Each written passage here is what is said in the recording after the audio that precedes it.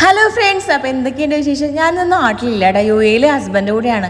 ഇവിടെ വന്നിട്ട് കുറച്ചധികം ദിവസമെങ്കിൽ പോലും വീഡിയോസ് ഫോട്ടോസ് എടുക്കലൊക്കെ വളരെ കുറവാണ് കേട്ടോ. എടുത്ത 2-3 വീഡിയോസിനും ഫോട്ടോസിനാണെങ്കിൽ നല്ല രീതിയിലുള്ള കുറ്റപ്പെടുത്തലുകളും കുത്തുവാക്കുകളൊക്കെ ഞാൻ ഇന്നും കേട്ടോണ്ടിരിക്കണേ.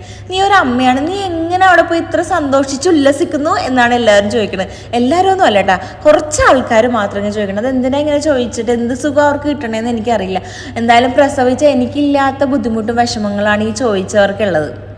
എന്തായാലും നമ്മൾ ഏത് സിറ്റുവേഷനിലാണെങ്കിലും നമ്മളെ മാനസികമായിട്ട് തളർത്താൻ ഒരുപാട് ആൾക്കാരുണ്ടാവും എന്ന് പറയില്ലേ, അത് ഞാൻ ഇപ്പം നന്നായിട്ട് അനുഭവിക്കുന്നുണ്ട്, തിരിച്ചറിയുന്നുണ്ട് ആരൊക്കെയാന്നുള്ളത്.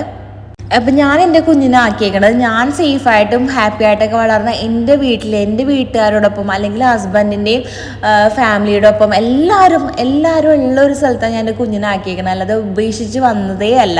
ഞങ്ങൾ ആക്ച്വലി ഒന്നിച്ച് വരാതിരുന്നതാണ്, പക്ഷേ പേപ്പർ വർക്കിൻ്റെ കുറച്ച് കാരണങ്ങൾ കൊണ്ട് തന്നെ ഞങ്ങൾക്ക് ഒന്നിച്ച് വരാൻ പറ്റിയിട്ടില്ല. ഞാനിവിടെ വന്നതിന് ശേഷം എൻ്റെ കുഞ്ഞിനെ ഇങ്ങോട്ട് കൊണ്ടുവരാൻ പറ്റുള്ളൂ എന്നുള്ളൊരു സാഹചര്യം ആയതുകൊണ്ട് മാത്രമാണ്.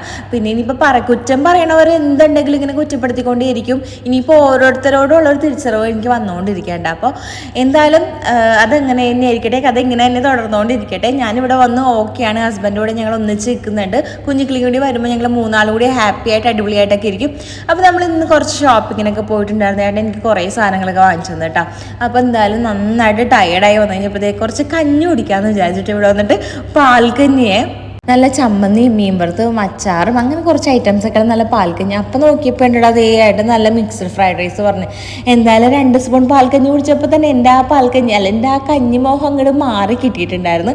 പിന്നെ ഞാൻ നൈസായിട്ട് ഏട്ടനോട് പറയേണ്ടി നല്ല സൂപ്പർ ടേസ്റ്റ് ഏട്ടാ, നല്ല ടേസ്റ്റ്, ഒന്ന് കഴിച്ചു നോക്കൂ എന്ന് പറയും. എന്തായാലും തലയിൽ വെക്കാൻ വേണ്ടി തന്നെയായിരുന്നു ഞാൻ അങ്ങനെ എൻ്റെ പാത്രം മറിച്ചു. ഫ്രൈഡ് റൈസ് ഞാനെടുത്തു, കഞ്ഞി ഏട്ടനെടുത്തു. ഏട്ടൻ എന്തായാലും പണ്ടേ കഞ്ഞിയാണ് കൂടുതൽ ഇഷ്ടം, അതുകൊണ്ട് പിന്നെ കുഴപ്പമില്ല. ഇനിയിപ്പോൾ എൻ്റെ ഈ വീഡിയോസിൽ എന്തൊക്കെ കമൻറ്റ് വരുമെന്ന് എനിക്കറിയില്ല. എന്തായാലും പേഴ്സണലി അയക്കണവരായിരുന്നു കൂടുതൽ എന്നോട് അയച്ചുകൊണ്ടിരിക്കണത്. ഏട്ടാ, കഞ്ഞി എങ്ങനെ ഉണ്ടായി? എത്ര കൊടുക്കാം ഈ പാൽക്കഞ്ഞിക്ക്? 3.5. അപ്പൊ ഇതാ നമ്മളുടെ ഈ തീർത്ത് വെച്ചിങ്ങനെ ഫ്രൈഡ് റൈസിനാ ഓക്കെ. കഞ്ഞി എങ്ങനെ ഉണ്ടാക്കണമായിരുന്നു? 3.5 കൊടുത്തോണ്ട്